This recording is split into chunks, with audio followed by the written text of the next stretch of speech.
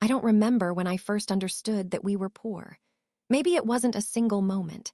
Maybe it was a collection of small, quiet realizations that slowly settled inside my chest like dust, unnoticed at first, but impossible to ignore once it gathered.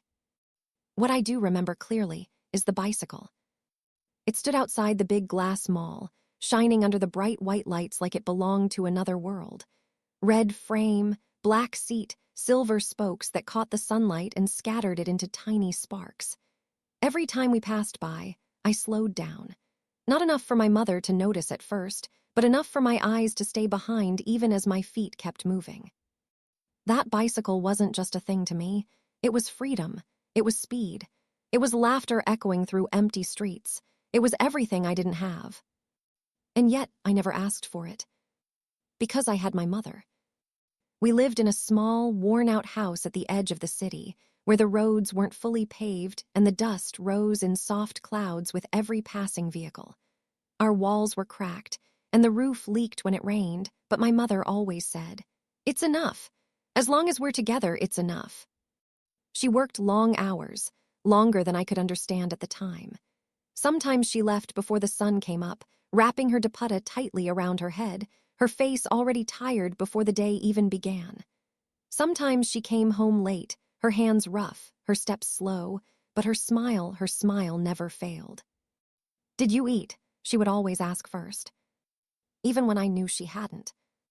I used to lie. "Yes, Amy." Sometimes I had. Sometimes I hadn't. But I knew that if I said no, she would pretend she wasn't hungry and give me whatever little food she had managed to bring home. So I learned early, love wasn't in big words. It was in the things we didn't say. One evening, we passed the mall again. The lights were brighter than usual, glowing like stars that had fallen to the ground. People walked in and out, laughing, carrying bags filled with things I couldn't name, but somehow knew we could never afford. And there it was.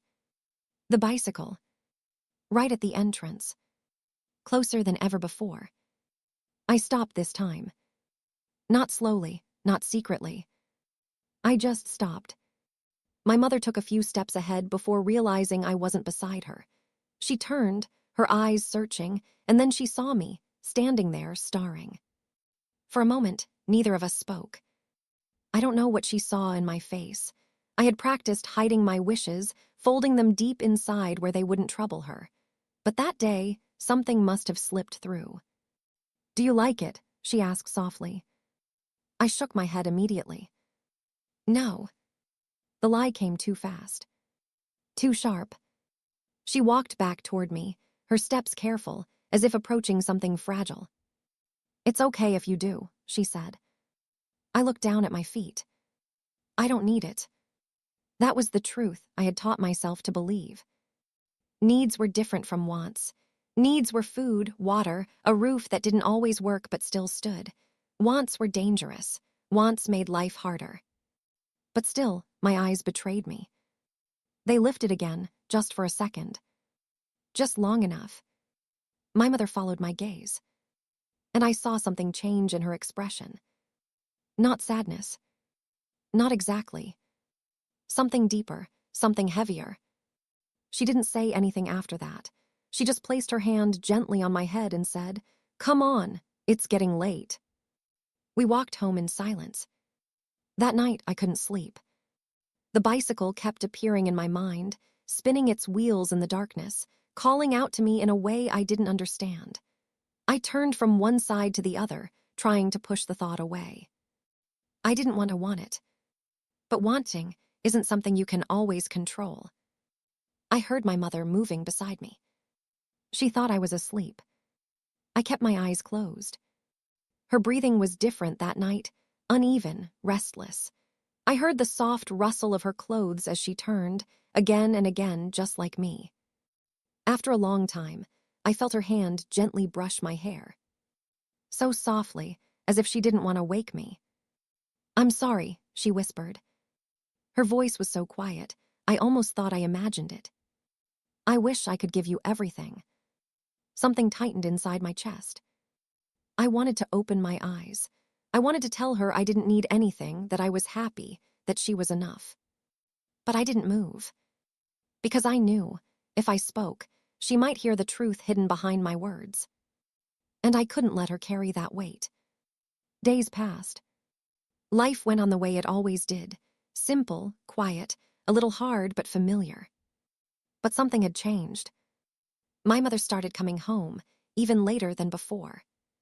Sometimes her hands trembled when she lifted things. Sometimes she sat down without speaking, her eyes distant, her energy drained beyond what I had ever seen. "Are you okay?" I asked once. She smiled. "I'm fine." Another lie. We were both learning to lie for each other. One afternoon, I followed her. I didn't mean to. I just wanted to see where she went, what she did all day. Maybe I thought I could help. Maybe I just wanted to understand. She walked far, further than I expected. Through crowded streets, past shops and vendors, into parts of the city I had never seen before. And then she stopped. At a place that made my stomach twist. It was a construction site. Men carried heavy loads, their clothes covered in dust, their faces lined with exhaustion. The sound of metal, stone, and shouting filled the air. And there, among them, was my mother. She tied her dupatta tighter, bent down, and lifted a load that looked too heavy for her thin arms. I felt something break inside me. I had known she worked hard. But I hadn't known this. I hadn't known it was this hard. I stepped back, hiding behind a wall, my heart pounding in my chest. She struggled as she walked, her steps unsteady, but she didn't stop. Not even once. Not even to rest. I wanted to run to her. I wanted to tell her to stop, to come home, that we didn't need anything else. But I didn't. Because I understood, in that moment, something I hadn't fully grasped before. She wasn't doing this because we needed more. She was doing this because of me. Because of a bicycle. Tears filled my eyes, blurring everything in front of me. I wiped them quickly, but they kept coming. I turned and ran. All the way home. That evening, when she returned, I pretended everything was normal. I smiled. I talked. I told her about my day, about things that didn't matter. And she listened. She always listened. But now I could see it, the exhaustion behind her eyes, the pain she tried so hard to hide. When she thought I wasn't looking, she pressed her hand against her back, wincing slightly. And still, she smiled. That night, I didn't think about the bicycle. Not once. Instead, I made a decision. A quiet one. The kind that doesn't need words. I would never look at that bicycle again. I would never stop in front of that mall. I would bury that dream so deep inside me that it would disappear completely. Because some dreams cost too much. And I couldn't let my mother pay that price. After that day, I changed the way I walked. It sounds small, maybe even meaningless, but for me, it was everything. I stopped looking at the mall. Not just the bicycle, everything.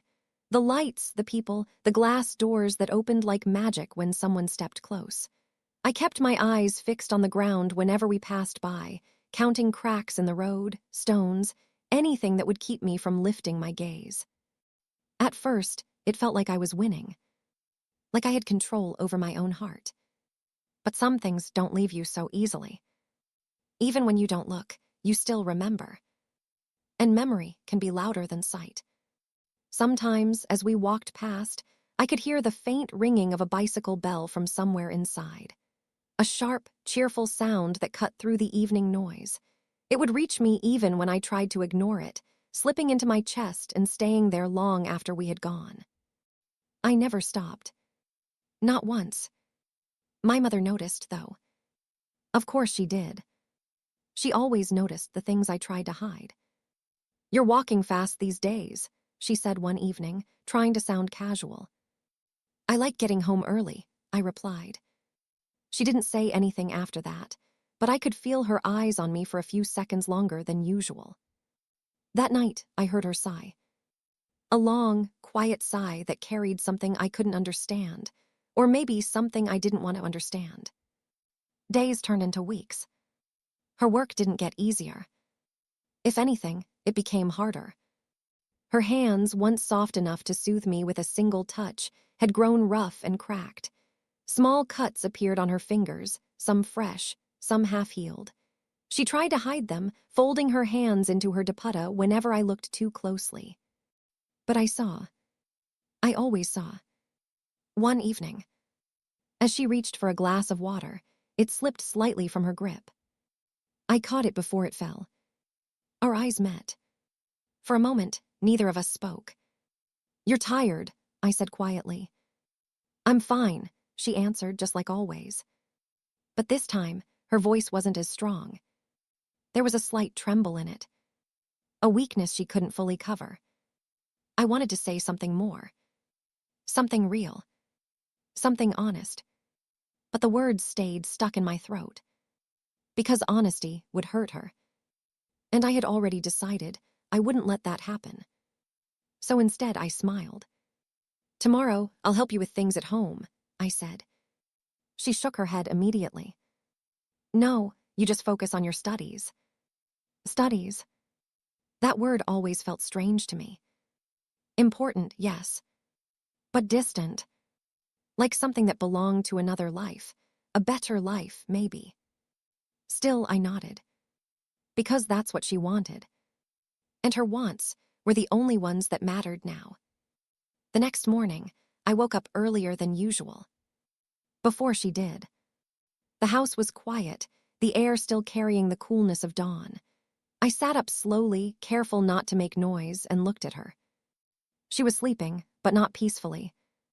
Her face was tense, her brows slightly furrowed even in rest. One of her hands was curled near her chest, as if holding onto something invisible. I watched her for a long moment. And then I made another decision. If she could carry weight for me, then I could carry something for her. That day, after school, I didn't come home immediately.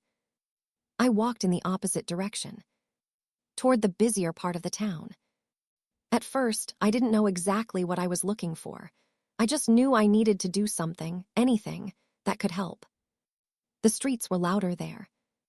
Vendors calling out, people moving quickly, vehicles passing by in a constant rush. It felt overwhelming, but I kept walking. Until I saw him. An old man standing beside a small fruit cart.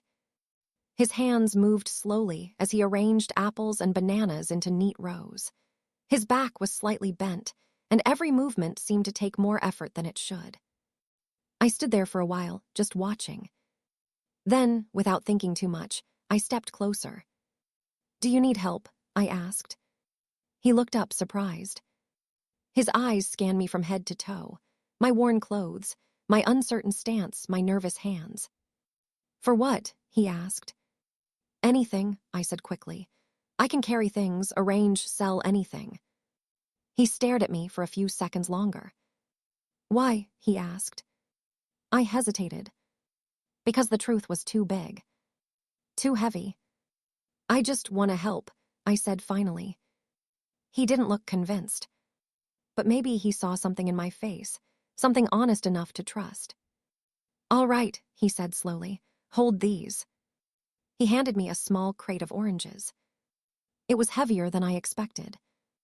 My arms shook slightly as I took it, but I didn't complain. I placed it where he pointed. And just like that, it began. The work wasn't easy. I carried crates, arranged fruit, called out to passing people in a voice that didn't always sound confident. Sometimes people ignored me. Sometimes they smiled. Sometimes they bought something. The sun felt hotter there.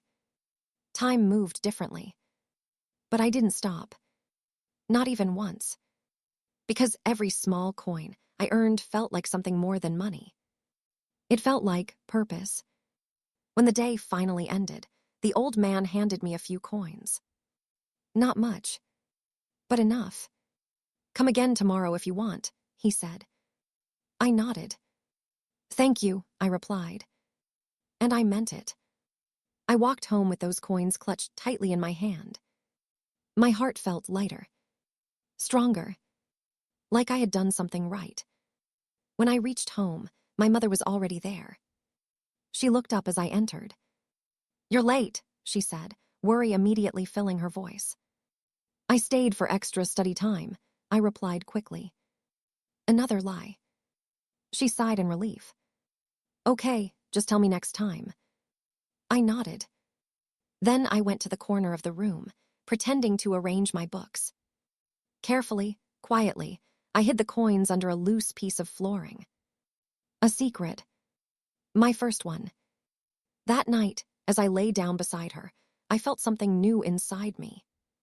Not just sadness, not just longing, but determination. I didn't know how long it would take. I didn't know if it would even be enough. But I knew one thing for sure.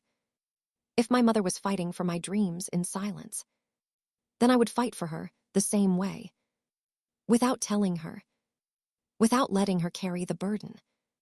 And somewhere, deep inside me, the image of that bicycle still remained. Faint, distant, but not gone. Not anymore. The next morning, I woke up before the call to prayer echoed through the streets. My body felt heavier than usual, like I had carried the weight of the entire previous day into my sleep. My arms were sore, my back stiff, but there was something else too, something warm under all that discomfort.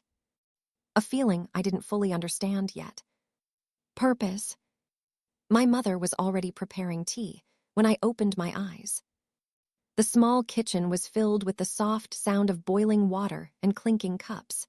She moved carefully, as always, trying not to make noise that would disturb the fragile quiet of the morning. "You woke up early," she said when she saw me. "I had a bad dream," I lied again. She frowned slightly. "About what?" I hesitated for half a second. "School." She gave a small, understanding nod and placed a cup in front of me. "Drink this," she said gently. I held the cup with both hands. It was warm, comforting. For a moment, I just sat there watching her, the way she moved, the way she adjusted the stove, the way she paused every now and then as if her body needed a second to keep going. I wondered how long she had been like this, how long she had been carrying everything alone. And I wondered something else too, how long I had been blind to it. After school that day, I didn't go home again. I went straight back to the fruit cart. The old man looked at me as if he had expected me. "You came," he said. I nodded. He didn't ask questions this time. He just handed me a crate. And I took it. Days began to change shape after that. They stopped being simple blocks of time like they used to be. Instead, they became divided into two parts: school and work. At school, I was quiet, not because I had nothing to say, but because I didn't know how to explain the life I was living outside those walls. My classmates talked about things that felt far away: new shoes, toys, television shows, trips to places I had only seen in pictures. I listened. I smiled when needed. But I never joined in. Because I knew something they didn't.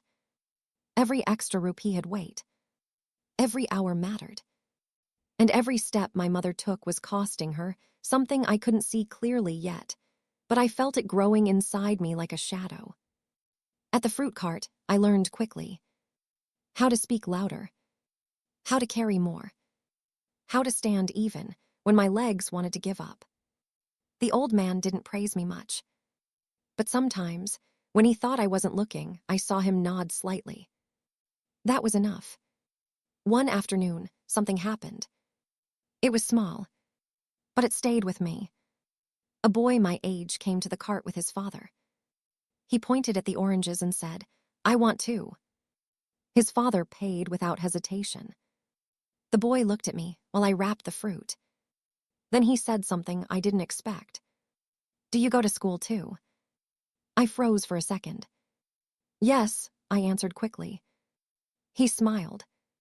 "I hate school," he said. And then he left. Just like that.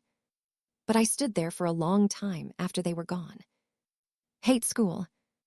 The words kept repeating in my mind. I wanted to understand how someone could say that so easily, how something I held onto so tightly could feel so meaningless to another person.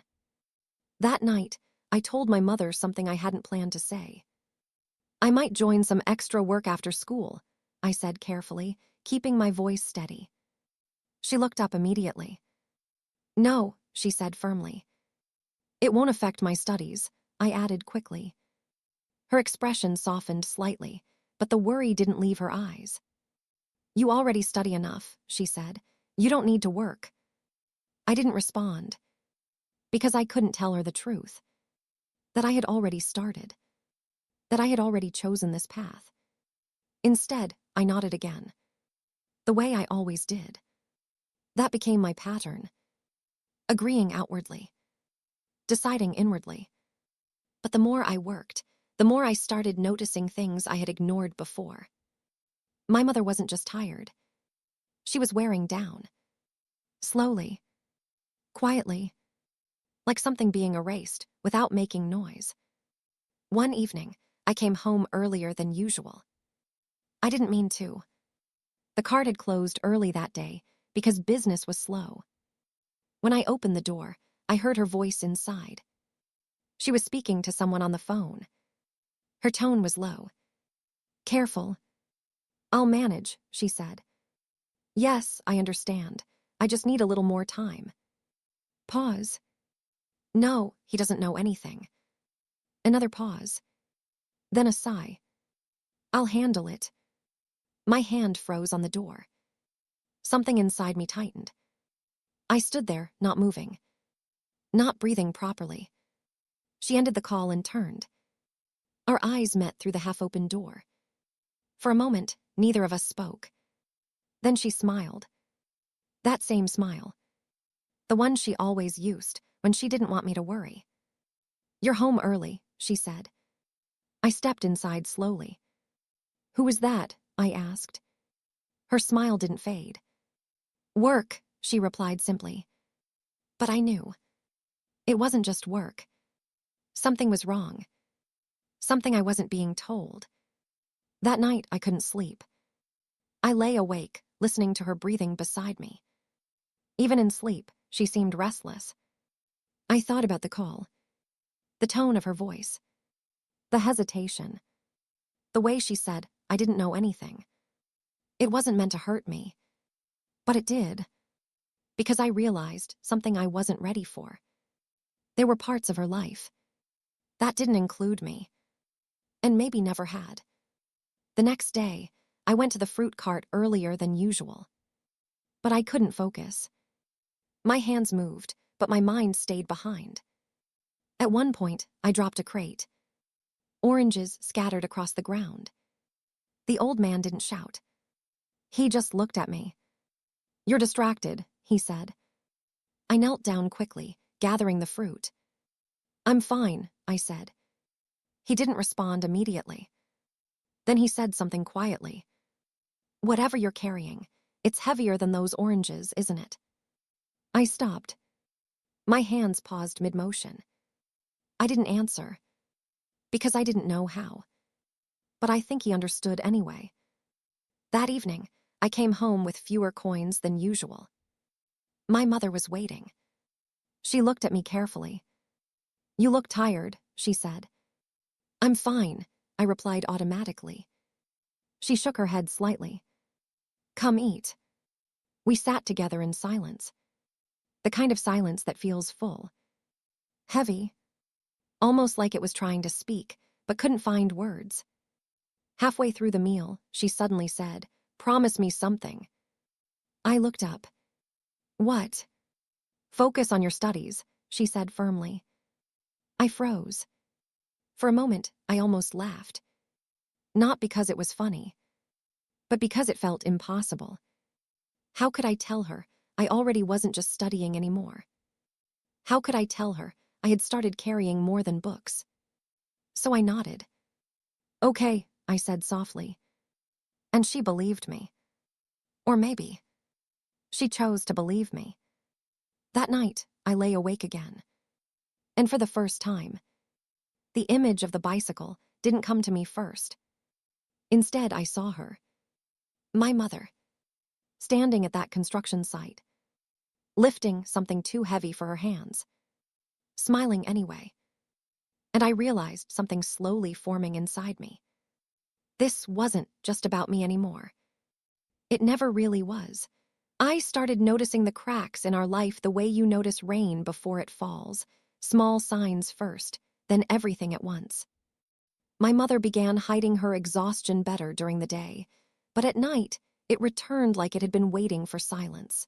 She would sit quietly after dinner, staring at nothing, her hands resting in her lap as if even lifting them required permission. I pretended not to see it. That was my new skill. Pretending. At the fruit cart, I worked more. Not because I was told to, but because I wanted to. The old man never asked for extra hours, but I stayed anyway. Sometimes until the sun dipped low and the sky turned orange, the same color as the fruit I carried. I stopped counting coins. It hurt less that way. If I didn't count, I didn't measure how little it was. One afternoon, something changed. A man came to the cart wearing clean clothes and polished shoes. He didn't look like the usual customers. He looked around slowly, like someone used to choosing rather than asking. He picked up an apple, examined it, then looked at me. "You work here?" he asked. "Yes," I said. "How long?" "After school," I replied. He nodded once, as if that was enough information about my entire life. Then he said something that stayed with me longer than I expected. "You're too young for this." I didn't answer, because I didn't know what too young was supposed to mean anymore. The old man watched from a distance, but didn't interfere. After the man left, he spoke quietly. "People say many things," he said. "Few understand what they see." I kept arranging fruit. But his words stayed. That night, when I came home, my mother was sitting by the window. She wasn't doing anything. Just sitting, looking outside. The light from the street fell across her face, making her look even more tired than usual. "Amy," I called softly. She turned. "Yes." I hesitated. For a second, I almost asked her everything. About the phone call. About what she was hiding. About what she meant when she said I didn't know anything. But I didn't. Instead, I said, "Did you eat?" She smiled faintly. "Yes." Another lie. We both knew it. But neither of us corrected it. The next morning, I woke up to a sound I had never heard in our house before. Coughing. Sharp, continuous. I sat up immediately. My mother was in the kitchen, holding the counter with one hand, the other pressed against her mouth. "Amy," I rushed forward. She quickly straightened. "I'm fine," she said again, but her voice cracked slightly. "You're not," I said. She shook her head. "It's just dust," she insisted. But I saw her hands trembling. That day, she still went to work. Even after I begged her not to. Even after I told her I could manage. She only said one thing before leaving. "You focus on school." And she walked out. I stood there long after she was gone. Something inside me was starting to feel wrong. Not just worried. Not just sad. Something deeper. Like fear that didn't have a name yet. At school, I couldn't concentrate. Letters on the board blurred together. The teacher's voice felt distant. My thoughts kept drifting back home. To her cough. To her face. To the way she had smiled even when she was clearly unwell. When school ended, I didn't go to the fruit cart. I went home. But she wasn't there. I waited. Minutes passed. Then an hour. My chest grew tighter with each passing second. Finally, I went outside. I walked fast. Then faster. Until I reached the construction site. My heart was already telling me something was wrong before my eyes confirmed it. She wasn't working. She was sitting on the ground. her back against a wall. One of the workers was speaking to her, but she wasn't responding properly. I ran. "Amy," my voice broke as I reached her. She looked up slowly. Her face was pale.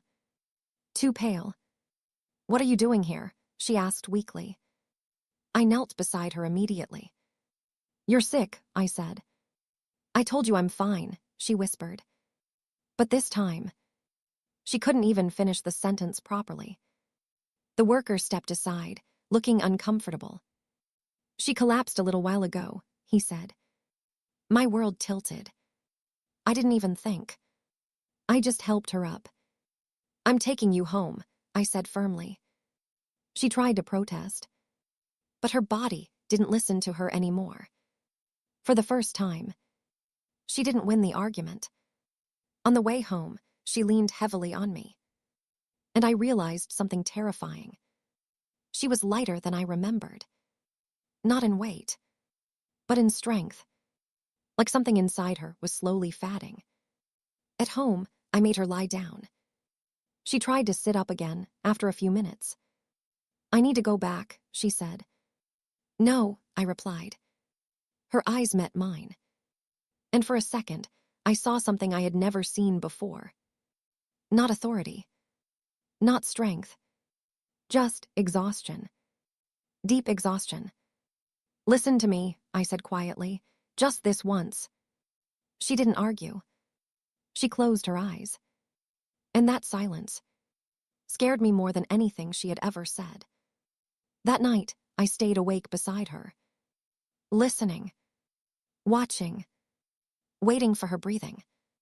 Every small sound made my heart jump. At some point, I whispered something I had never said before. "I'll handle everything." Not because I thought I could, but because I had no other choice anymore. Outside, the world continued like nothing was wrong. Distant voices, passing vehicles, life moving forward without hesitation. But inside our small house, something had already begun to break. Quietly, irreversibly. And I knew then. The bicycle outside, the mall, was no longer part of my story. Not even in the smallest corner of my mind.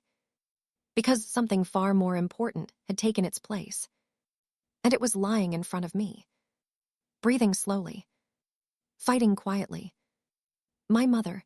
The night my mother fell sick, the house felt different. Not because anything had changed in its shape or size, but because silence had become heavier than sound. Even the old wooden floorboards, which usually creaked softly when we moved, seemed quieter, like they too understood something serious was happening. I stayed awake beside her. At first, I told myself it was temporary, just a fever, just exhaustion, just dust from work, like she said.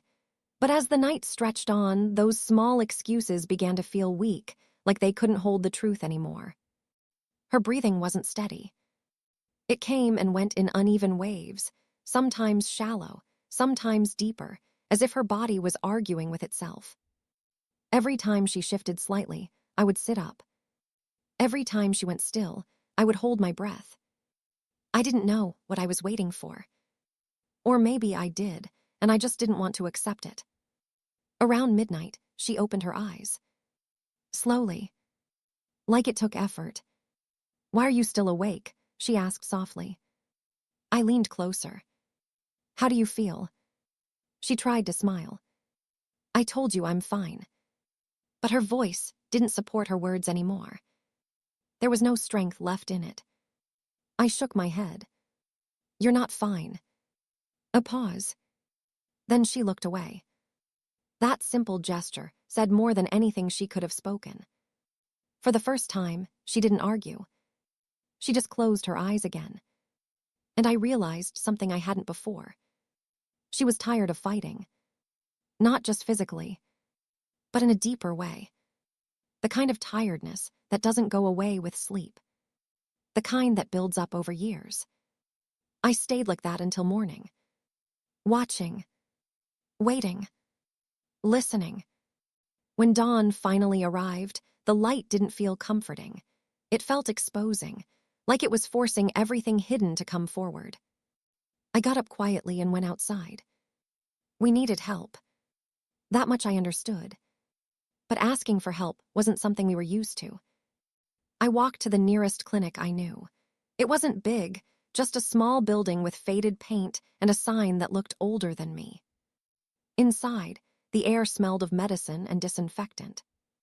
A man behind the desk looked up when I entered. "What happened?" he asked. "My mother," I said quickly. "She's sick. She collapsed yesterday." He asked a few questions I struggled to answer properly.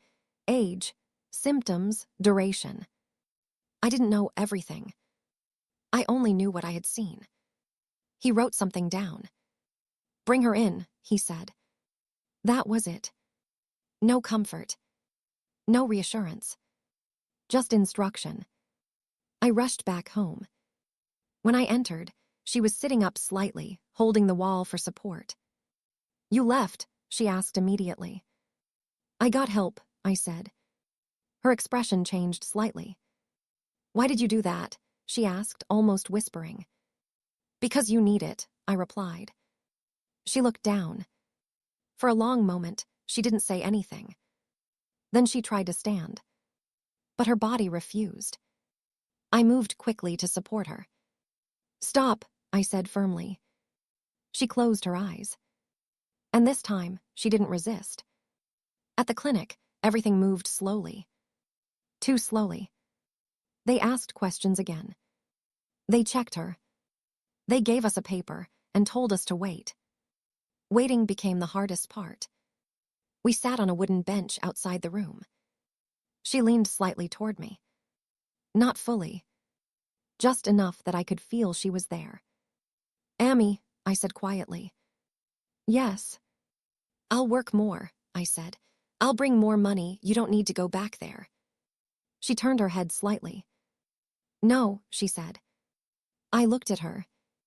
"I said no," she repeated, softer this time. "Why?" I asked. Her lips trembled slightly before she answered. "Because you're still a child." That word hit me harder than I expected. Child. I had stopped feeling like one a long time ago. "I can handle it," I insisted. She shook her head slowly. "You shouldn't have to." Silence followed. A long one. The kind that sits between people and refuses to leave.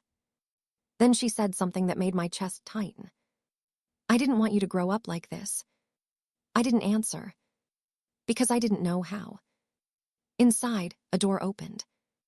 A door I had been avoiding without realizing it. She continued, voice low. "I thought I could manage everything alone." "You shouldn't have," I said quietly. A weak smile appeared on her face. "I know that now." That was the first time she admitted something like that. The first crack in her strength.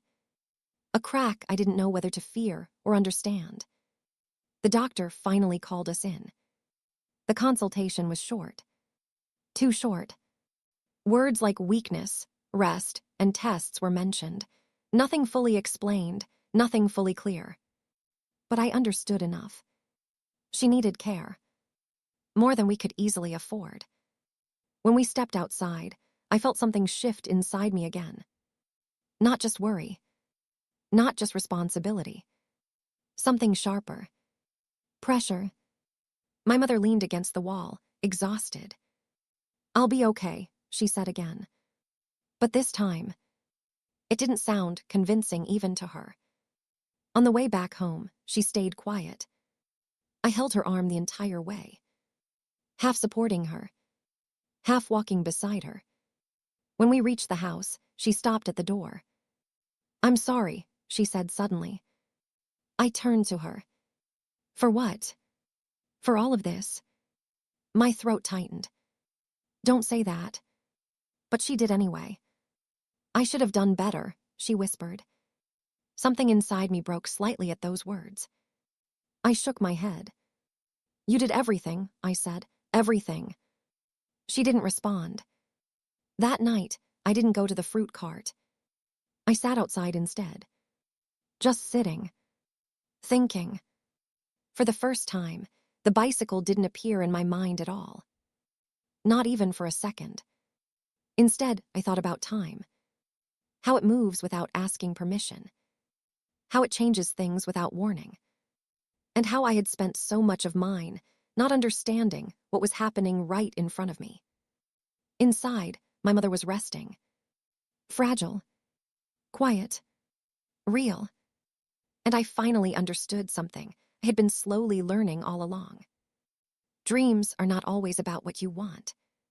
Sometimes, they are about what you're willing to save. After the clinic visit, everything in our home began to feel slower.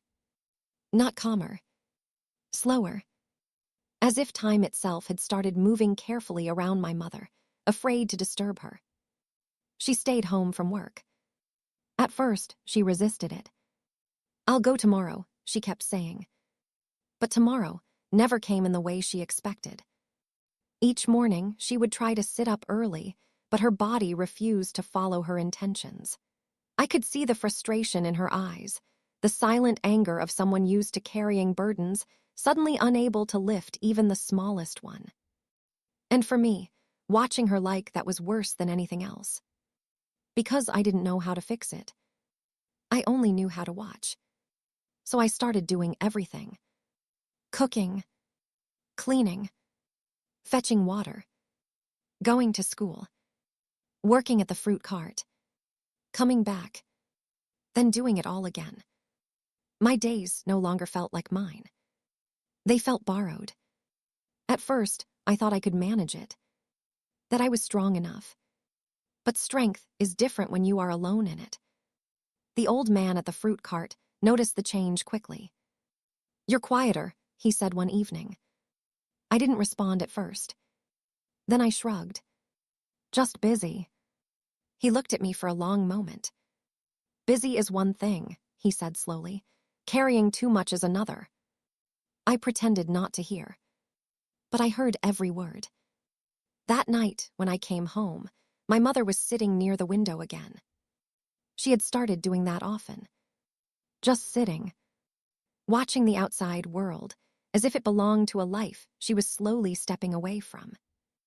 I placed the small amount I had earned that day into the drawer. She noticed. "You went again?" she asked softly. "Yes." "I told you not to overwork," she said, a hint of frustration in her voice. I looked at her. "And I told you not to work either," I replied quietly. She fell silent.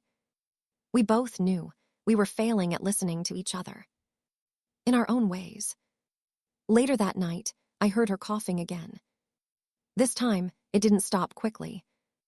It continued in waves. I got up immediately. "Amy." She waved her hand slightly. "I'm fine," she said automatically. But then she coughed again, harder. I rushed to her side. "Stop saying that," I said firmly. She tried to speak, but couldn't finish the sentence properly. I brought her water. She drank slowly.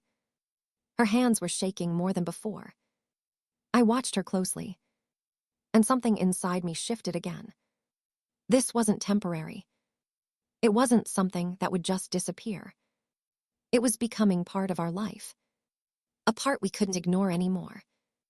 The next morning, I made a decision. I went back to the clinic alone. Without telling her. The same place. The same desk. The same tired-looking man. "I need to understand more," I said. He looked at me, slightly surprised. "About your mother."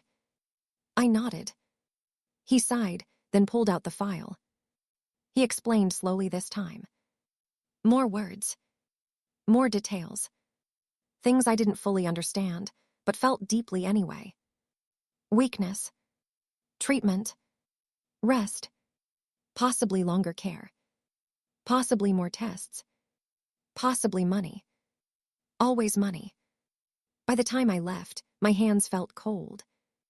Not from weather. From realization. I stood outside the clinic for a long time, watching people pass by. People who seemed to have clear directions in their lives. I didn't. I only had pieces. When I returned home, she was asleep. I stood in the doorway for a moment, just looking at her. The way she rested now was different. Not peaceful, not fully safe. Just paused, as if even sleep wasn't giving her full relief anymore. I sat down quietly beside her, and for the first time in a long time, I let myself think clearly about everything. The fruit cart, the money, the work, the lies I told at school, the weight I carried every day. It wasn't enough. None of it was enough. And for the first time, I felt something I hadn't allowed before. Fear. Not fear of failure. Fear of not being able to save her. That evening, I returned to the fruit cart again. The old man didn't say anything when he saw my face. He just handed me the crate. But after a while, he spoke. "You look like someone who has stopped being a child," he said. I didn't respond immediately. Then I said quietly, "I don't have time to be one." He didn't reply, but I think he understood. Because after that, he gave me extra work without asking. And I accepted it without hesitation. Days blurred again. School became something I attended physically, but not mentally. Work became longer. Home became quieter. My mother grew weaker in small, almost invisible steps. She tried to hide it, but I saw everything now. Every pause in her breathing. Every moment she held onto the wall a little longer.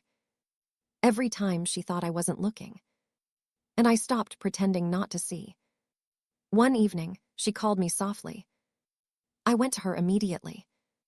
She was sitting on the bed, holding something in her hand. A small piece of cloth. Worn. Old. Familiar. "I kept this for a long time," she said. I sat beside her. "What is it?" She smiled faintly. "Your first shirt," she said. I froze. She continued. "You were so small when I stitched it. I remember thinking how quickly time was passing." Her voice softened. And I thought I had more time too. I didn't know what to say. So I stayed silent. She placed the cloth in my hand. "You work too much," she said again, but this time it wasn't an order. It was concern. Real concern. I held the cloth tightly. "I have to," I said. She looked at me for a long time. Then she whispered something that stayed with me longer than anything else she had said before. "I don't want you to lose yourself trying to save me." My chest tightened. I shook my head immediately. "I'm not losing myself," I said. But even as I said it, I wasn't sure it was true anymore. That night, I lay awake again. But this time, not because of fear. Because of thought. Because of something shifting inside me that I couldn't control anymore. And far in the distance of my mind, the bicycle appeared again. But now it didn't feel like a dream. It felt like something from another life. A life that no longer existed the same way. The days after that conversation with my mother felt heavier, as if the air inside our home had thickened. Not in a way that choked us, but in a way that made every movement slower, every thought deeper, every silence more noticeable. I started waking up earlier without meaning to. Not because I was rested, but because sleep no longer felt complete. My mind would pull me out of it before my body was ready, as if reminding me there was too much to do. Too much left undone. My mother noticed the change in me. She always did. "You're not sleeping properly," she said one morning while I was pouring tea. "I'm fine," I replied automatically. She gave me a long look but didn't argue. We had both stopped arguing as much. Not because we agreed, but because we were tired of words that couldn't fix anything. After school, I went straight to the fruit cart again. The old man was already there, arranging crates. He didn't greet me loudly anymore. Just a nod. That was our routine now. Quiet understanding. As I worked, I noticed something different in the crowd that day. People seemed more hurried than usual. More distracted. Like everyone was chasing something they couldn't quite reach. I wondered if they ever stopped, if they ever sat down and felt the weight of their own lives the way I did, or if they were just better at ignoring it. A woman stopped at the cart with her child. The child pointed at the fruit and smiled brightly. "I want that one," he said. The mother immediately agreed. No hesitation. No calculation. Just simple decision. I watched them for a moment longer than necessary, and something inside me tightened again. Simple choices. That was something I had forgotten. At home, nothing was simple anymore. That evening, when I returned, my mother was sitting on the bed, holding her head slightly. I noticed immediately. "Amy." She looked up slowly. "I'm just tired," she said. But even she didn't sound convinced. I stepped closer. "Did you eat?" She hesitated, then nodded. Another lie, but weaker than before. I sat beside her. "You should rest more," I said. She gave a faint smile. "I rest all day," she replied softly. That was the problem. She didn't rest. She paused. There's a difference. Later that night, I heard movement outside. I got up quietly and went to the door. There was a neighbor standing outside, speaking in low tones. I couldn't hear everything, but I heard enough words to make my chest tighten. "Hospital tests delay." I stepped back quickly before they saw me. My heart was beating too fast. Too loud. I didn't sleep after that. The next morning, I went back to the clinic again. This time, I asked more questions. I forced myself to understand more. The man behind the desk seemed more patient now, maybe because he recognized me. He explained again. Slower. Clearer. And this time, I understood something I had been avoiding. This wasn't just weakness. It was ongoing. It needed care. Proper care. And care needed money. More than I had. More than I was earning. More than I could hide. When I left, the sun felt different. Not warm. Just bright. Exposing. Like it was showing me something I didn't want to see. That evening, I didn't go to the fruit cart. Instead, I walked aimlessly for a long time. Through streets I knew. And streets I didn't. Until I ended up near the mall again. I stopped far from it. Far enough that I couldn't see the bicycle clearly. But I knew it was still there. Waiting. As always. I stood there for a long time. People walked past me. Laughing. Talking. Living. And for the first time, I didn't feel envy. I felt distance. Like I was standing outside a world I once thought I belonged to. I turned away before I looked too long. When I reached home, my mother was awake. She looked at me immediately. "Where were you?" she asked. I hesitated. "Walking," I said. She studied my face. "You look worried," she said quietly. I forced a small smile. "I'm just tired." She didn't believe me. But she didn't push further. Instead, she patted the space beside her. "Come sit," she said. I sat. For a while, neither of us spoke. Then she said something unexpected. "I used to dream too," she said softly. I looked at her. She continued. "Not big dreams, just simple ones.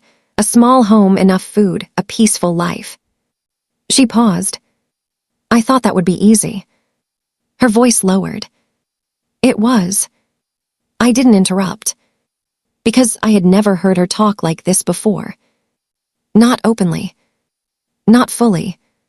She looked at me. "And then you came," she said.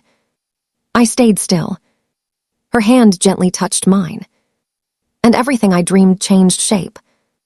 My throat tightened. "I didn't mean to make things harder," I whispered. She shook her head immediately. "No," she said softly, "you didn't." A pause. "I chose you." That sentence stayed in the air longer than anything else. I felt something shift inside me again. Not guilt, not sadness. Something deeper. Understanding. That night I couldn't sleep. Not because of fear, but because of realization. Everything I had been doing, everything she had been doing, it wasn't separate. It was connected. And somewhere in that connection, I was starting to see the full shape of our struggle. And it was bigger than I had ever imagined. Far in the back of my mind, the bicycle appeared again. But this time, it didn't shine as brightly. It just stood there. Still. Quiet. As if it too understood. It was no longer the center of my world. Something else had taken its place. Something heavier. Something real. Something I could not walk away from anymore. The morning after my mother spoke about her dreams, I woke up differently. Not physically, but inside. It was as if something in me had shifted overnight, subtle but permanent. The world outside still looked the same, but I was no longer moving through it in the same way. My mother was already awake when I opened my eyes. She was sitting near the bed, looking out of the small window. The light from outside touched her face gently, highlighting the tired lines that had become more visible with each passing day. "You're up early," she said without turning. I sat up slowly. "I couldn't sleep." She nodded, as if she understood without needing details. That was something about her. She understood silence better than explanations. I stood and prepared tea. My movements were automatic, but my mind was. It kept returning to her words from the night before. "I chose you." Simple sentence. Heavy meaning. After she drank her tea, she insisted again that I go to school. "You're already late," she said. I nodded and left. But I didn't go straight to school. I stopped halfway. And for the first time, I allowed myself to think clearly about something I had been avoiding. Money. Not as numbers. Not as coins. But as time. As survival. As something that decided whether she would rest or struggle. At school, I sat at the back of the class. The teacher's voice moved in and out of focus. But I wasn't listening. I was calculating. Hours. Work. School. Rest. Everything overlapped in my mind like layers. I couldn't separate anymore. When the bell rang, I didn't hesitate. I left immediately. Straight to the fruit cart. The old man raised an eyebrow when he saw me. "Early today," he said. I nodded. "I need more work," I said simply. He studied me for a moment. "You already work too much," he replied. "I can do more," I insisted. He didn't respond immediately. Then he sighed. "You're not just working for fruit anymore, are you?" I didn't answer, because the truth was written all over me. He handed me the crates without another word. And I accepted them. Days became harder after that. Not because the work changed, but because I changed. I stopped noticing fatigue the way I used to. Pain became background noise. Time became something I used instead of something I lived. At home, my mother's condition stayed unstable. Some days she seemed slightly better. Other days, she couldn't even sit properly. But she always tried to hide it. Always. One evening, I came home later than usual. She was sitting on the bed, waiting. "You didn't come for dinner," she said. "I was working," I replied. She frowned slightly. "You're pushing yourself too much." I placed the small money I had earned on the table. "It's necessary," I said. She looked at it, then at me, and I saw something in her eyes I hadn't seen before. Not anger. Not worry. Something closer to fear. Not for herself. For me. "You're changing," she said softly. I paused. "I'm trying to help." She shook her head. "That's not what I mean." Silence followed, the kind that feels like it's waiting for something to break. Then she said quietly, "You're starting to disappear into this." I looked at her. "I'm still here," I said. But even as I said it, I wasn't sure. That night, I couldn't sit still. I stepped outside. The air was cool. Empty streets stretched ahead. I walked without direction and ended up near the clinic again. I didn't go inside. I just stood outside the gate, watching, thinking. People came and went, some hopeful, some worried, some silent. And I realized something I hadn't fully accepted before. Everyone was carrying something, but not everyone had the same weight. On the way back, I passed the mall again. I stopped, not because of the bicycle, but because of memory. It was still there. I knew that without looking closely. But I didn't look. Instead, I turned away faster than before. And for the first time, I didn't feel pulled toward it. I felt pulled away from everything except one thing. My mother. When I reached home, she was awake, waiting again. "You walk too much at night," she said. "I needed air," I replied. She looked at me for a long moment, then softly said, "Sit." I sat beside her. She hesitated, then placed something in my hand. A small folded paper. "What is this?" I asked. "Open it," she said. I unfolded it carefully. It was a list. Simple. Short. Medical notes. Appointments. Things I didn't fully understand. But one word stood out clearly. Follow-up. My chest tightened. She watched my face closely. "I didn't want to worry you," she said quietly. I looked up. "You should have told me," I said. She shook her head slightly. "I was trying to protect you." A pause. Then she added softly, "But maybe I don't know how to do that anymore." That sentence stayed between us longer than anything else that night. I folded the paper slowly. And for the first time, I didn't feel like a child pretending to be strong. I felt like someone who had no choice but to become strong. Not for himself, but for her. And somewhere deep inside, the bicycle faded further. Not gone, but no longer loud enough to matter. Something else was taking its place now. Something that had no room for childhood anymore. Only responsibility. Only direction. Only her. After I saw the paper in her hand, something inside our home changed again.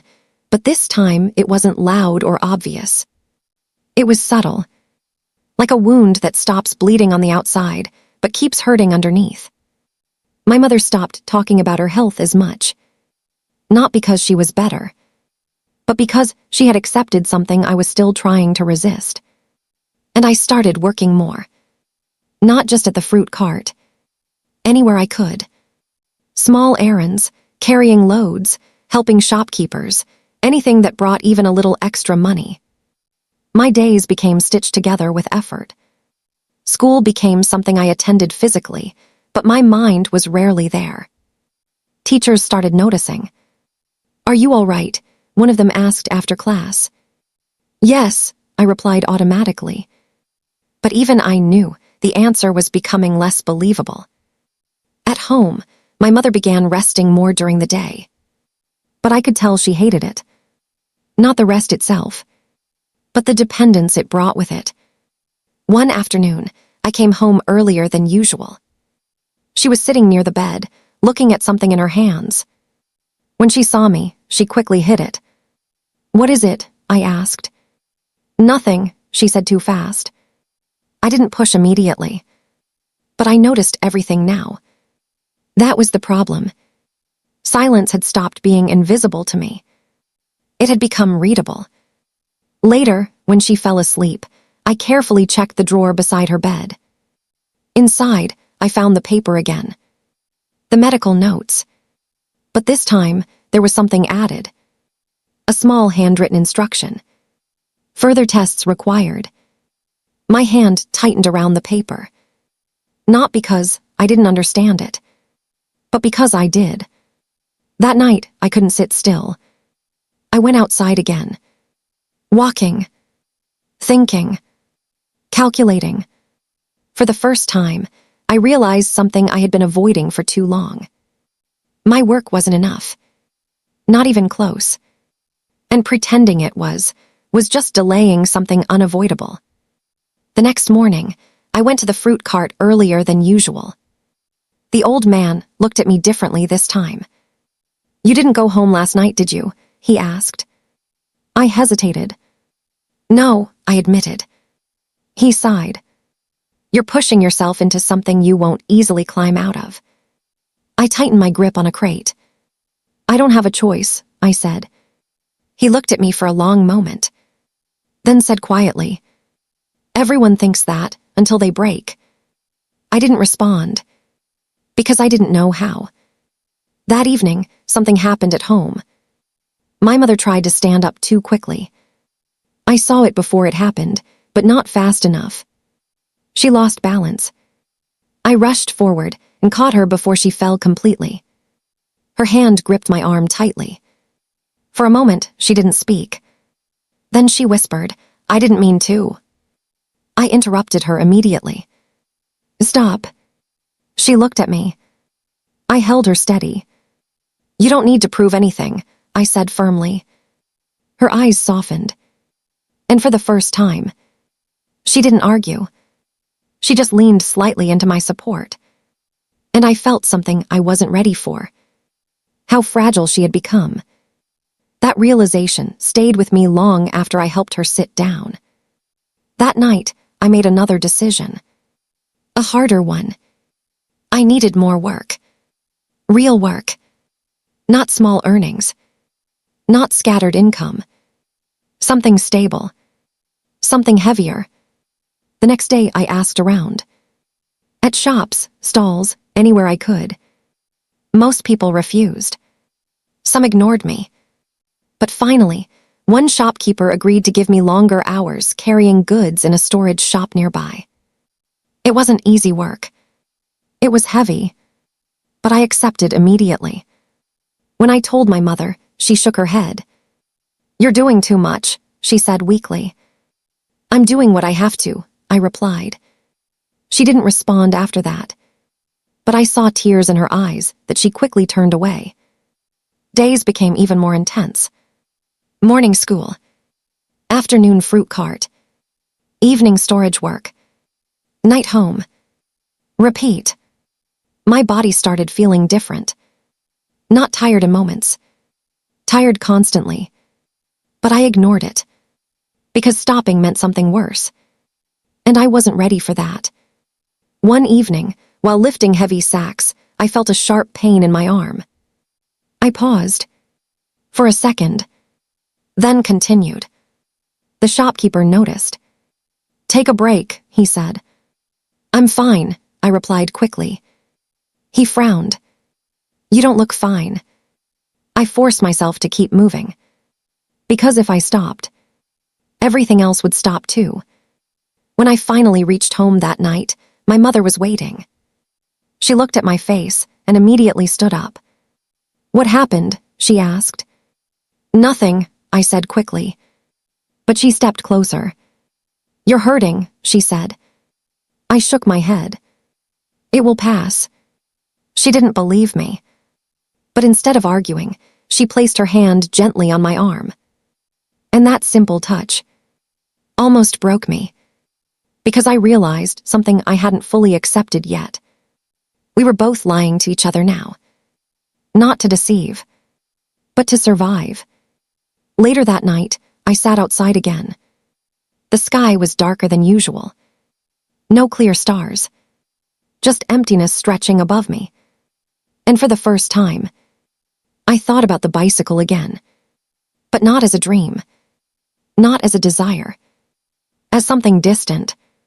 Something I no longer knew how to reach. It still existed somewhere in my memory. But it didn't call to me anymore.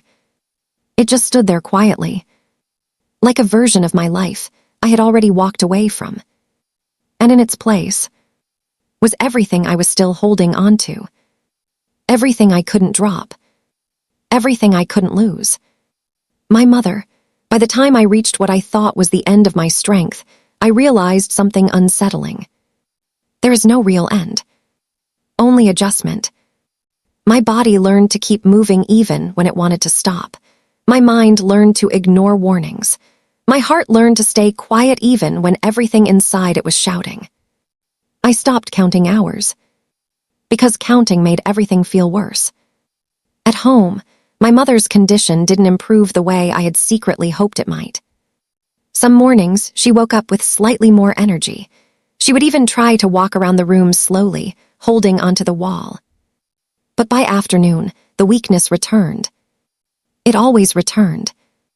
And I began to understand something I had avoided thinking about clearly. This wasn't something that would just disappear. One evening, I came home earlier than usual because the storage shop had closed unexpectedly. When I entered, I found her sitting on the floor near the bed.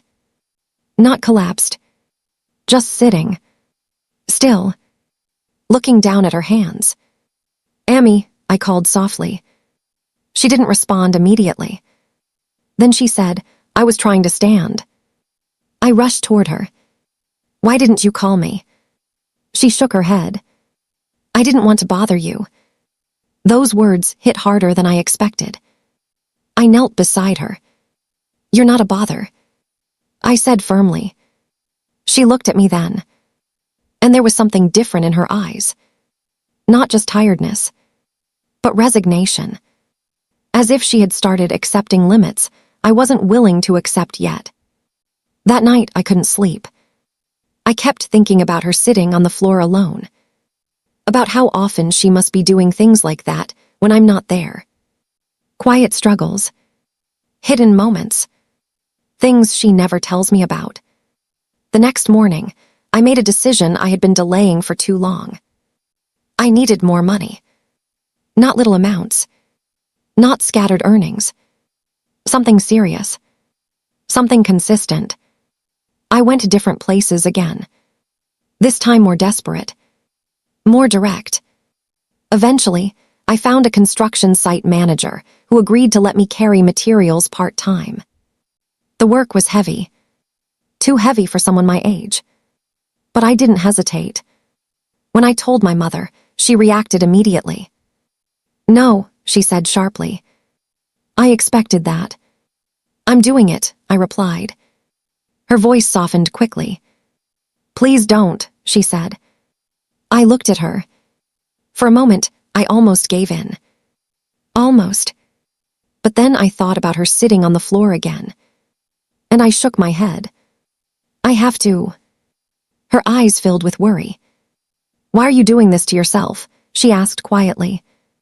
I paused, then answered honestly. "Because you did it for me." Silence filled the room. Heavy silence. The kind that doesn't need explanation. She looked away, and I saw her shoulders tremble slightly. That was the moment I understood something clearly. She wasn't just sick. She was carrying guilt too. More than she ever said aloud. The construction work started the next day. It was harder than anything I had done before. Bricks, cement, iron rods, everything heavier than it looked. My hands hurt within hours. My back felt like it was pulling apart. But I didn't stop. Because stopping meant going back. And going back meant facing something I wasn't ready to accept. At the end of the first day, my earnings were more than anything I had made in a single day before. But it didn't feel like victory. It felt like cost. When I returned home, my mother was waiting. She looked at me carefully.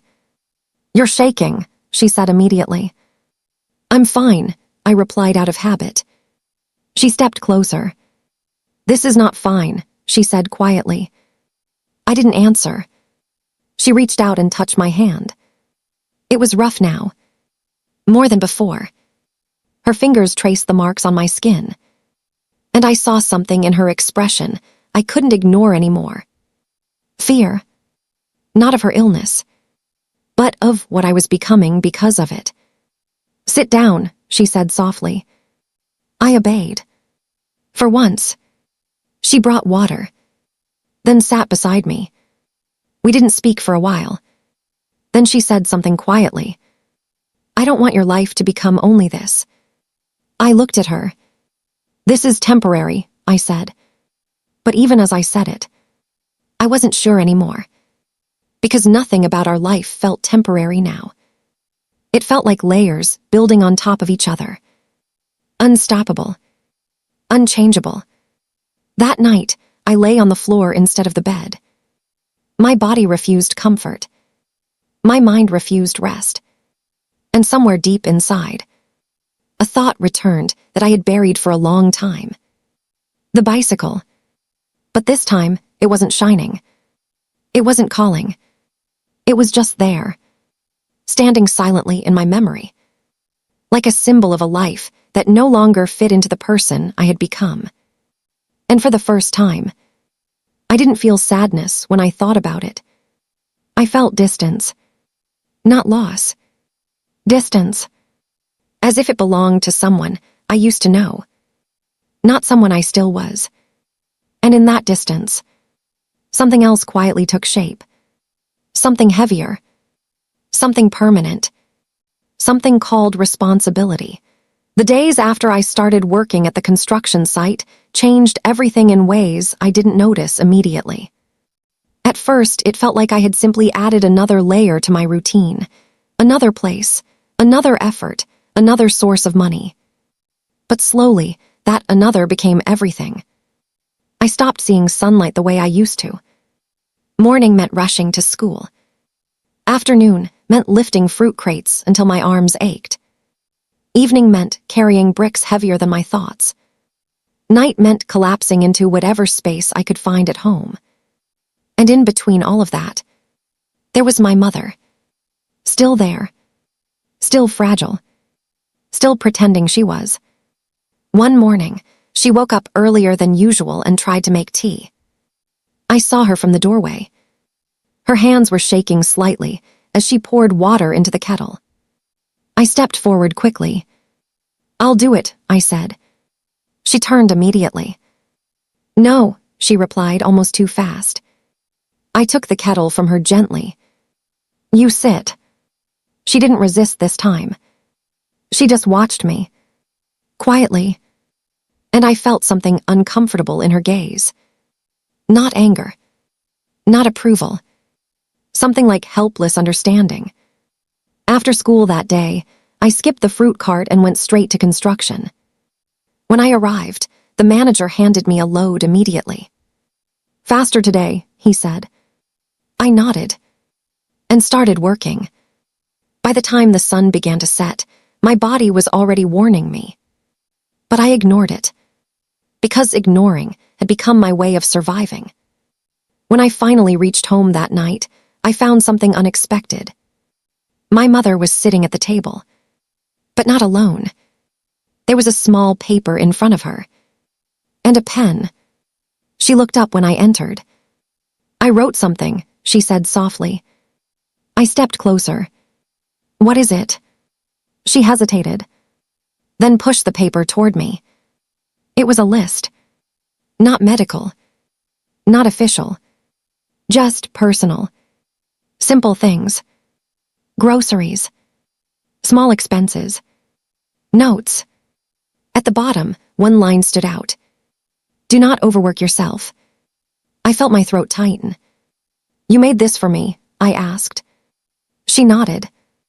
"I need to help somehow," she said quietly. I shook my head immediately. "You are helping by resting."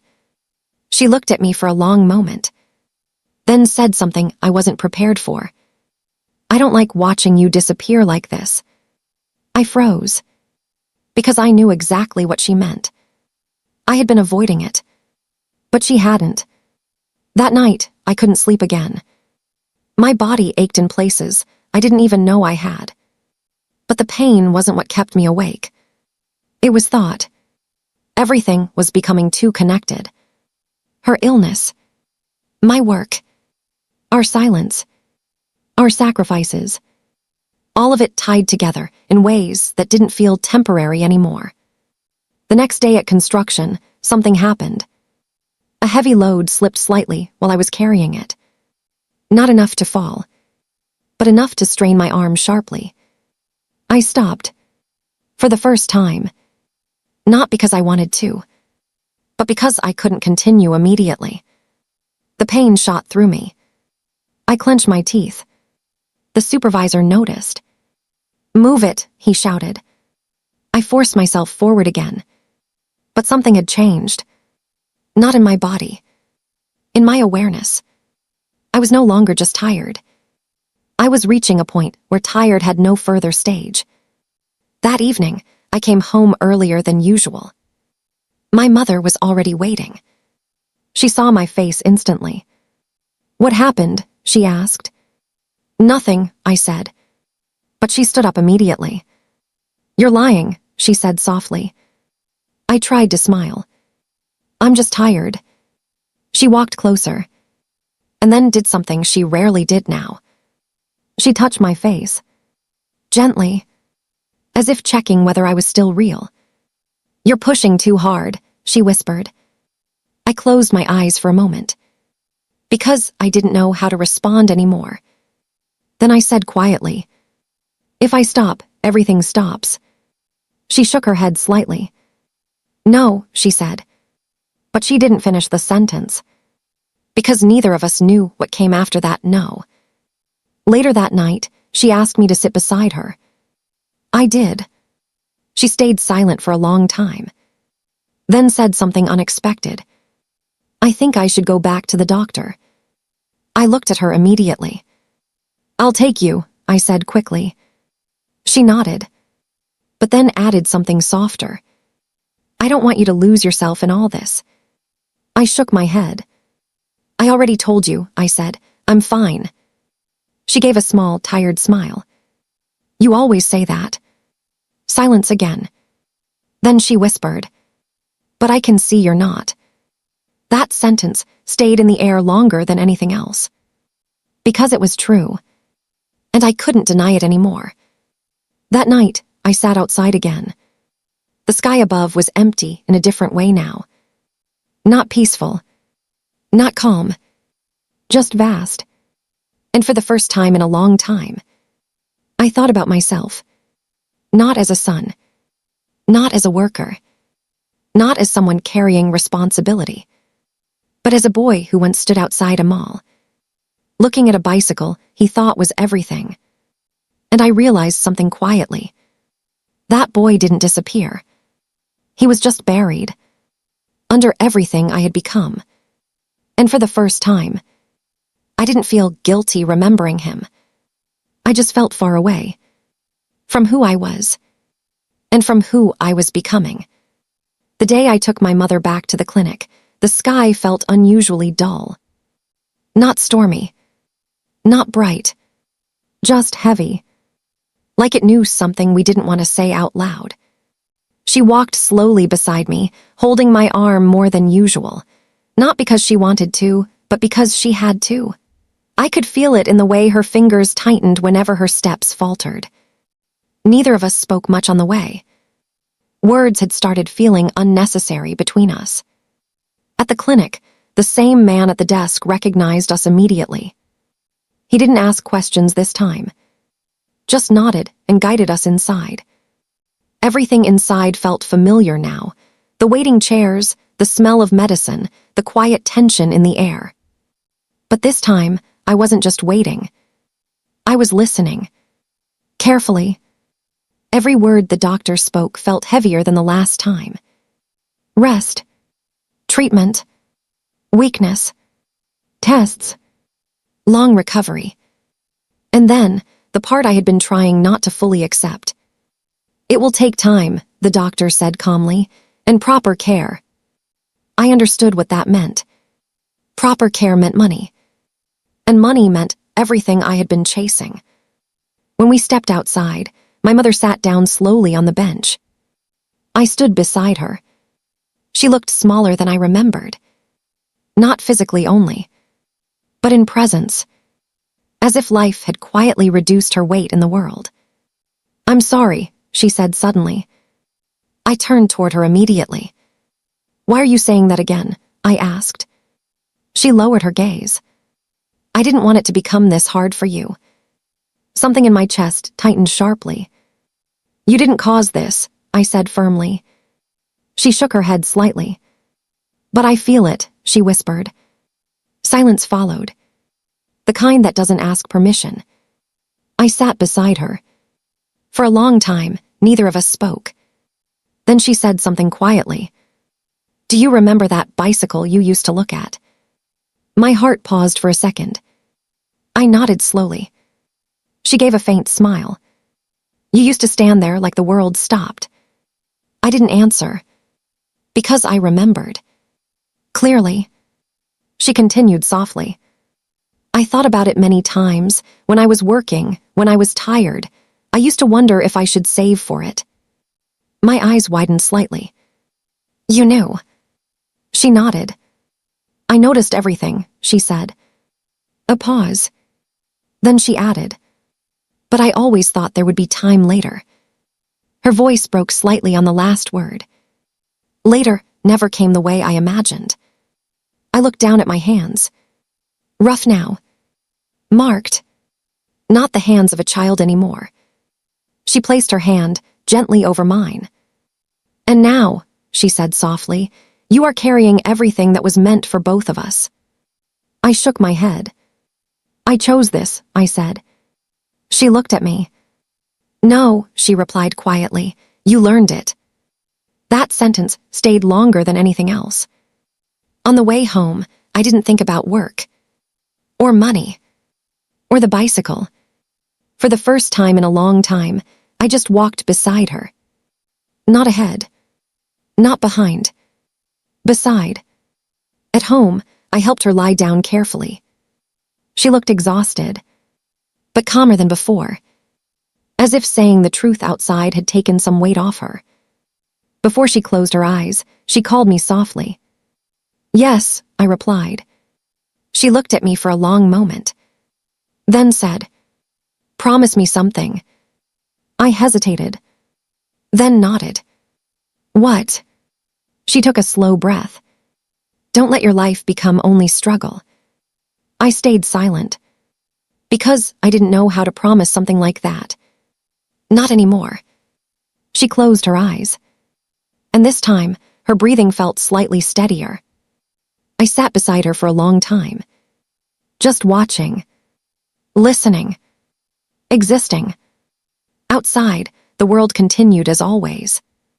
Unaware, unbothered, unstopped. And for the first time, I understood something deeply.